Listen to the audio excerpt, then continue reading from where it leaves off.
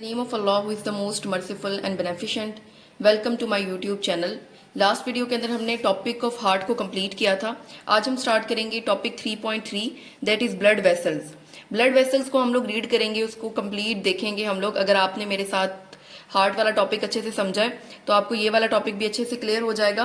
तो basically blood vessels होती क्या है? ब्लड वेसल्स एक ट्यूब लाइक स्ट्रक्चर होता है, ठीक है।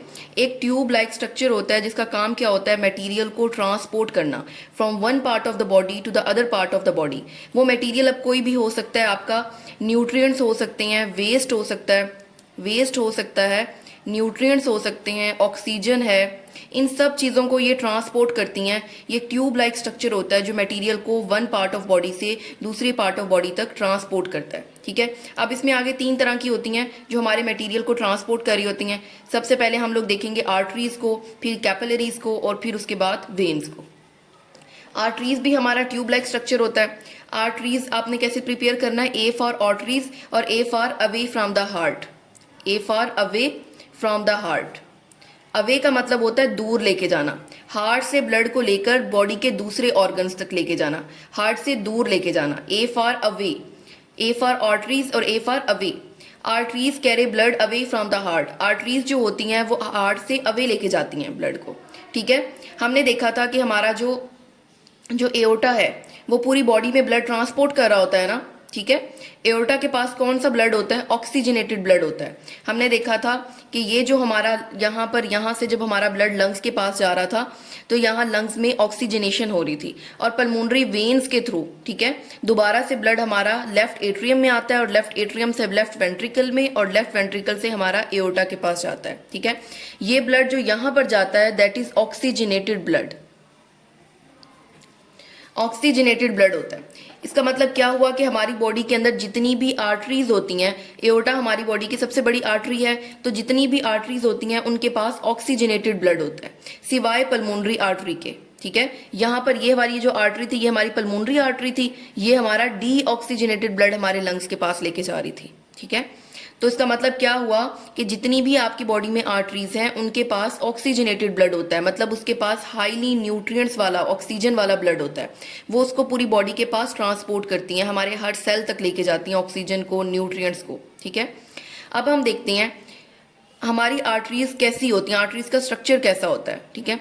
आर्टरीज की जो वॉल्स होती हैं ना वो बहुत ज़्यादा मोटी होती हैं। क्यों मोटी होती हैं? आर्टरीज के अंदर जो ब्लड प्रेशर होता है, ब्लड का प्रेशर होता है वो बहुत ज़्यादा होता है। अल्लाह ताला ने ब्लड प्रेशर, अब इतना ज़्यादा ब्लड का प्रेशर है तो इस चीज़ को कंपनसेट करने के लिए अल्लाह ताला ने आर्टरीज की वॉल को मोटा बनाया है, ठीक है।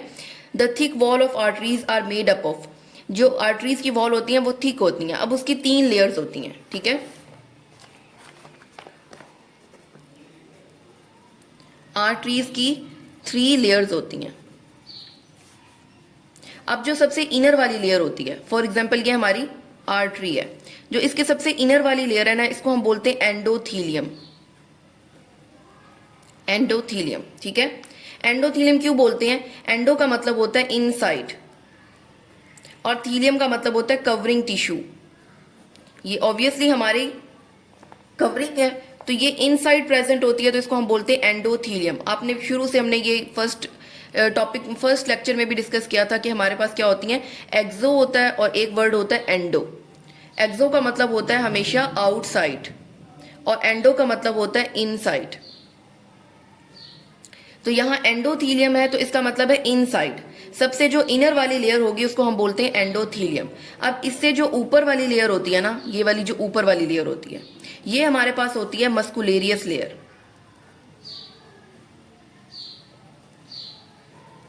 ठीक है। इस लेयर के अंदर हमारे प्रेजेंट होते हैं स्मूथ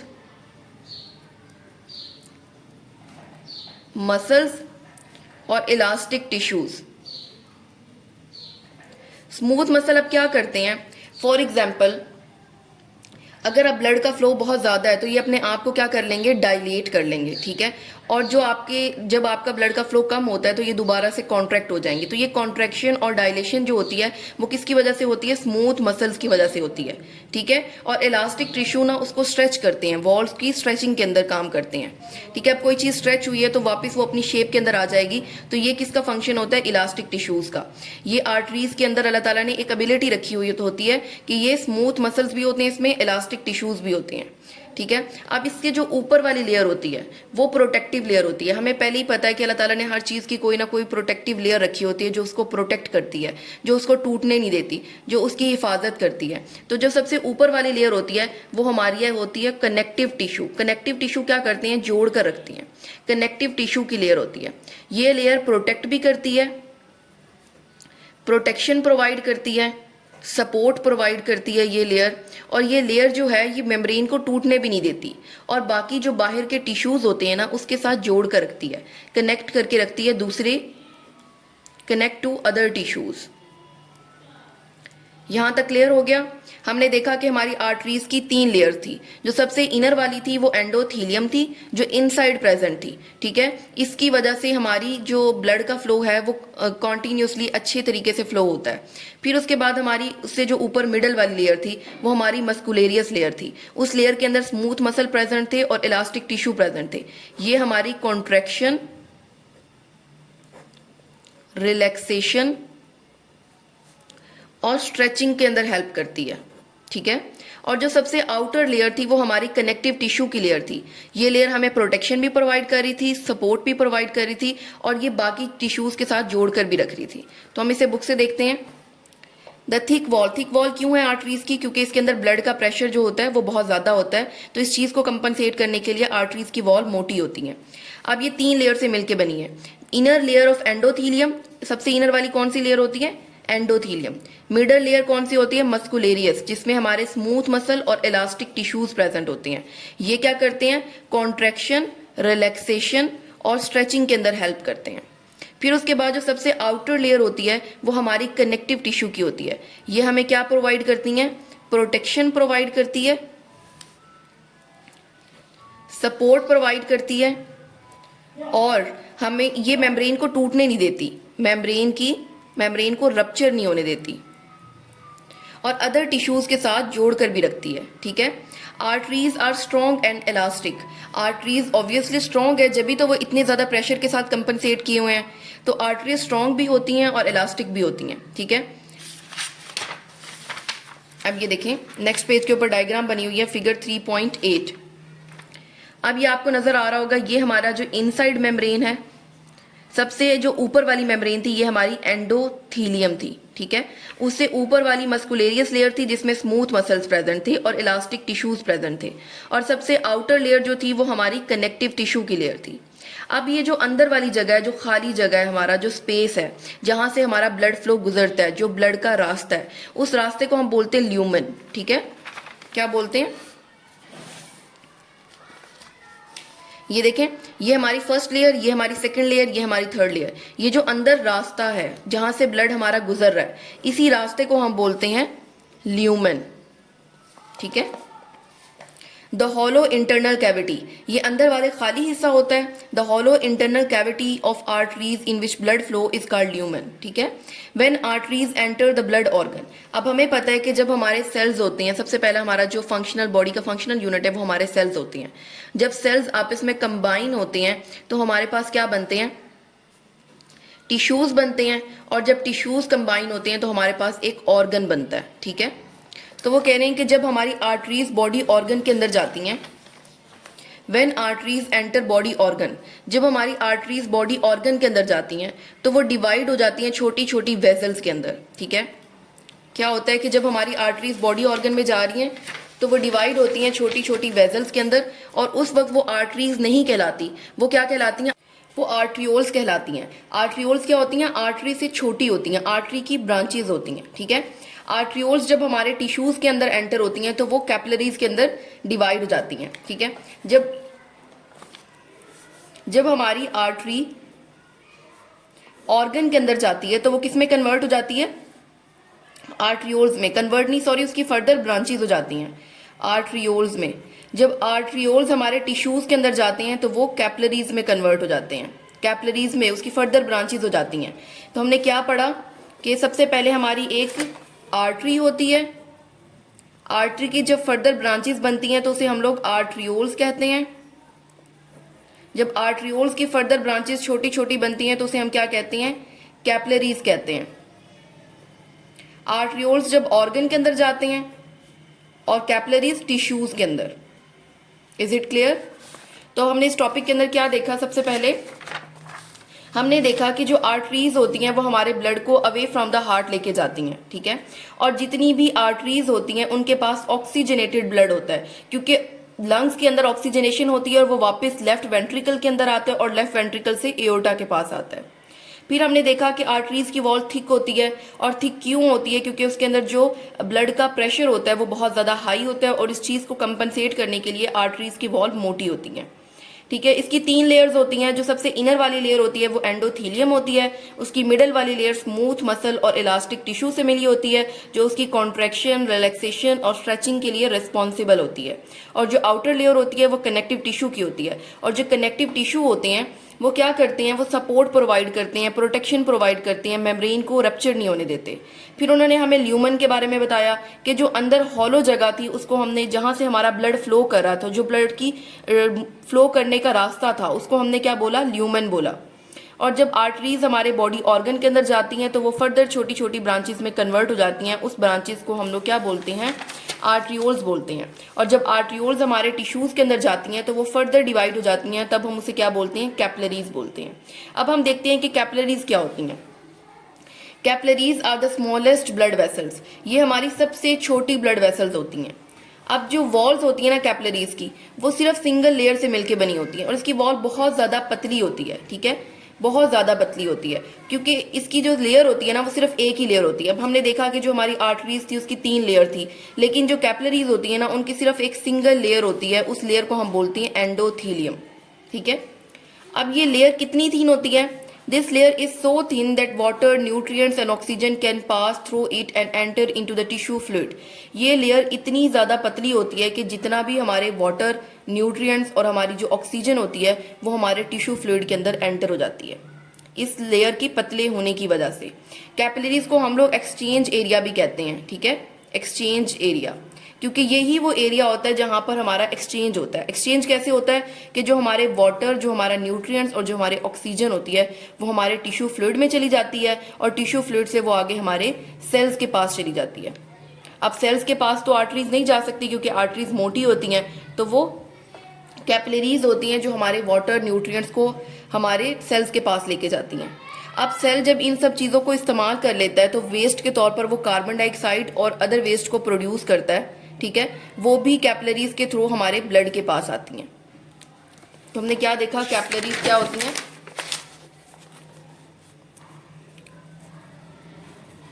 कैपिलरीज जो होती हैं वो एक्सचेंज एरिया होता है, ठीक है।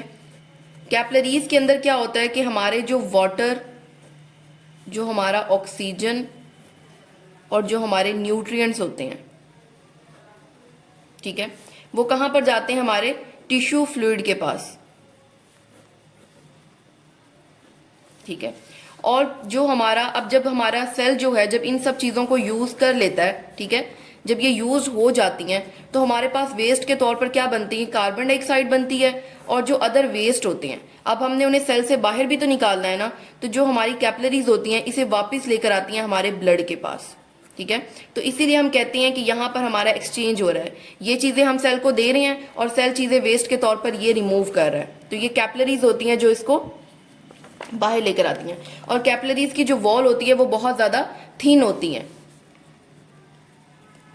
सिर्फ इसकी 1 लेयर होती है, 1 लेयर होती है, और वो कौन सी लेयर होती है, एंडोथीलियम लेयर होती है, एंडोथीलियम।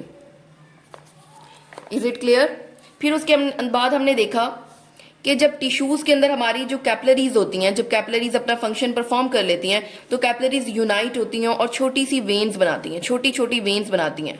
उस छोटी वेन्स को हम क्या बोलते हैं, वेन्यूल्स बोलते हैं। क्या बोलते हैं, वेन्यूल्स बोलते हैं। और जब ये वेन्यूल्स यूनाइट करते हैं तो हमारे पास क्या बनती हैं, बड़ी वेन्स बन जाती हैं। सबसे पहले हमारे पास क्या था, आर्टरी थी, आर्टरी से आर्ट्रियोल्स बने, आर्ट्रियोल से कैपिलरीज बनी, कैपिलरीज ने आगे क्या बनाया, स्मॉल वेन्स बनाई जिसे हम लोगों ने वेन्यूल्स बोला, और वेन्यूल्स के बाद क्या बना, हमारी वेन्स बन गई। ठीक है, ये हमारा सारा ट्रैक था। फिर उसके बाद हमने वेन्स को देखना है। वेन्स क्या करती हैं, veins carry blood toward the heart. Veins जो होती हैं वो वापस हमारे ब्लड को, हमारा जो डी ऑक्सीजनेटेड ब्लड होता है, हार्ट से ऑक्सीजनेटेड ब्लड आ रहा था, अब हमारी बॉडी का जो डी ऑक्सीजनेटेड ब्लड है ना, वो वेन सारा हार्ट के पास लेके जाएंगी। ठीक है, all veins carry deoxygenated blood. हमने देखा था कि हमारी बॉडी के अंदर, आपने हार्ट वाला टॉपिक अगर मेरे साथ पढ़ा है तो हमने स्टार्ट ही हमने वेन से किया था कि हमारी बॉडी की जो सबसे बड़ी वेन होती है वो वेना केवा होती है। ठीक है, वेना केवा होती है। वेना केवा आगे फर्दर टू टाइप्स की होती हैं, दो तरह की होती हैं, सुपीरियर वेना केवा और इन्फीरियर वेना केवा। और हमने देखा था कि सुपीरियर ऊपर वाले पोर्शन से और इन्फीरियर नीचे वाले पोर्शन से डी ऑक्सीजनेटेड ब्लड को लेकर आती हैं। इसी तरह जो वेन्स होती हैं, मतलब जो सारी वेन्स है हमारी, वो डी ऑक्सीजनेटेड ब्लड को लेकर आती हैं हमारे हार्ट के पास, सिवाय पल्मोनरी वेन्स के। ये सिर्फ एक एक्सेप्शनल केस है। बाकी जितनी भी हमारी बॉडी की वेन्स हैं, चाहे वो आपकी लेग्स की हैं, चाहे आपकी हेड की हैं, चाहे शोल्डर की हैं, each and every vein carry deoxygenated blood. अब जो वॉल्स होती हैं वेन की, are composed of the same 3 layer are as present in the artery walls. Veins की वॉल में भी 3 ही लेयर्स होती हैं और आर्टरी की वॉल में भी 3 ही लेयर होती हैं। सबसे इनर वाली लेयर कौन सी होती है, एंडोथीलियम। वही बात होगी, जो इनसाइड लेयर प्रेजेंट है ये एंडोथीलियम होती है, और मिडल वाली लेयर वही मस्कुलेरियस लेयर होती है जिसके अंदर स्मूथ मसल्स प्रेजेंट होती हैं और इलास्टिक टिश्यू प्रेजेंट होती हैं। इनका भी वही फंक्शन होता है कि ये कॉन्ट्रैक्शन को, रिलैक्सेशन को और स्ट्रेचिंग के लिए रिस्पॉन्सिबल होती है। और सबसे जो इनर वाली आउटर लेयर जो होती है वो कनेक्टिव टिश्यू की होती है। ये भी वही काम करती हैं, प्रोटेक्शन प्रोवाइड करती हैं, सपोर्ट प्रोवाइड करेंगी। आउटर लेयर ने हमेशा आपको एक काम तो जरूर करना है, प्रोटेक्शन तो जरूर करेगी, वो सपोर्ट करेगी। हर चीज की जो आउटर लेयर होती है ना, वो उसको प्रोटेक्शन सपोर्ट प्रोवाइड करती है, प्रोटेक्शन सपोर्ट प्रोवाइड करेगी और उसको मेम्ब्रेन को रप्चर नहीं होने देगी। और जो कनेक्ट से समझ आती है कि ये अदर टिश्यूज को भी जोड़ कर रखती है। ठीक है, अब यहाँ पर एक बात है, जैसे कि हमने देखा कि हमारी जो आर्टरीज होती है ना, आर्टरीज के अंदर जो ब्लड का प्रेशर होता है वो बहुत ज़्यादा होता है। ठीक है, इसीलिए उनकी वॉल्स जो होती हैं वो मोटी होती हैं। लेकिन जो वेन्स होती हैं उधर ब्लड का प्रेशर लो होता है, इसलिए उसकी जो वॉल होती है ना वो आर्टरी की निस्बत पतली होती हैं। ठीक है, कैसे पतली होती हैं कि जो हमारी मिडल लेयर होती है ना, मिडल लेयर, वेन्स की जो मिडल लेयर होती है, जो स्मूथ मसल और इलास्टिक टिश्यू से मिलकर बनी होती है, वो क्या होती है, उसके अंदर कम होती हैं, इलास्टिक टिश्यूज भी कम होती हैं, स्मूथ मसल्स भी कम होती हैं। इस वजह से वेन की जो ये वाली लेयर होती है ना, वो कंपैरेटिवली थिन होती है as compare to arteries.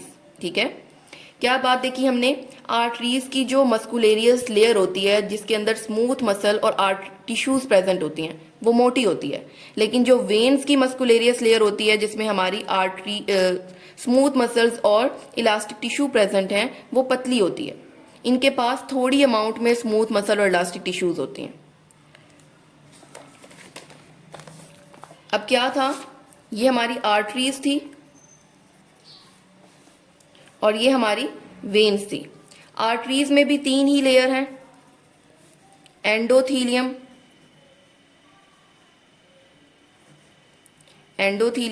Inner वाली हमारे पास कौन सी थी, मसल लेयर। मसल लेयर में हमारे पास स्मूथ मसल और इलास्टिक टिश्यू प्रेजेंट थे।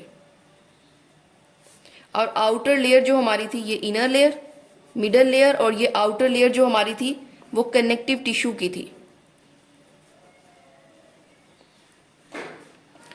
वेन्स में भी सेम ऐसे ही 3 लेयर्स हैं। इनर लेयर हमारे पास एज इट इज एंडोथीलियम है, मिडल लेयर हमारे पास स्मूथ मसल्स की है और इलास्टिक टिश्यू की है। लेकिन यहां पर स्मूथ मसल और इलास्टिक टिश्यू ज्यादा हैं, इसी वजह से ये वॉल जो है वो मोटी है। यहां पर स्मूथ मसल और इलास्टिक टिश्यू कम है जिसकी वजह से ये वॉल पतली है। ठीक है, और outer layer connective tissue, same as it is यहां पर भी कनेक्टिव टिश्यू ही प्रेजेंट है। ये पतली क्यों है? क्योंकि वेन्स के अंदर जो ब्लड का प्रेशर होता है, ब्लड प्रेशर जो होता है वो कम होता है, और आर्टरीज के अंदर जो ब्लड का प्रेशर होता है वो बहुत ज़्यादा होता है। इसको कंपनसेट करने के लिए अल्लाह ताला ने इसकी जो मसल लेयर होती है उसमें स्मूथ मसल और इलास्टिक टिश्यू ज़्यादा होती हैं, ये वॉल मोटी होती है, ठीक है। वेन्स के अंदर ये चीज़ कम होती है, इसी वजह से इसकी वॉल्स क्या होती हैं? पतली होती हैं। फिर उसके बाद हमने देखा कि जो हमारा ल्यूमेन होता है, ल्यूमेन क्या था हमारा? ल्यूमेन वो जगह थी जहां से हमारा ब्लड पास कर रहा था, जो हॉलो इंटरनल कैविटी थी उसको हमने ल्यूमेन बोला था। वेन्स का जो ल्यूमेन होता है ना वो ज्यादा ब्रॉडर होता है, मतलब जो हमारी, अब ये देखें, ये हमारी वेन है और ये हमारी आर्टरी है, ये आर्टरी का ल्यूमेन है और ये हमारी वेन का ल्यूमेन है। ये देखें, ये कंपैरेटिवली ल्यूमेन ज्यादा है, इसका कंपैरेटिवली ल्यूमेन कम है। आर्टरी का जो अंदर वाली जगह है वो कम होती है और वेन्स की ज्यादा होती है। अब आगे उन्होंने बताया हुआ है लास्ट लाइन के अंदर, most veins have walls that prevent the back flow of blood. हमें पता है कि जो हमारी वेन्स होती हैं उसके अंदर ब्लड का प्रेशर जो होता है वो बहुत ज्यादा कम होता है, ठीक है। अब और आर्टरीज के अंदर ब्लड का प्रेशर ज्यादा होता है। आर्टरीज को तो वॉल्स की जरूरत ही नहीं है क्योंकि वो ब्लड इजीली प्रेशर की वजह से ही ऊपर नीचे हो जाएगा, लेकिन वेन्स के अंदर तो ब्लड का प्रेशर बहुत कम है। अब जैसे हमने लेग से हमने वापस हार्ट की तरफ ब्लड लेके जाना है, लेग से हार्ट की तरफ हमने ब्लड लेके जाना है। जैसे हार्ट से लेग्स की तरफ जो हमारा ब्लड होगा ना वो इजीली चला जाएगा बिकॉज ऑफ ग्रेविटी ऊपर से नीचे ब्लड को ले आएगी।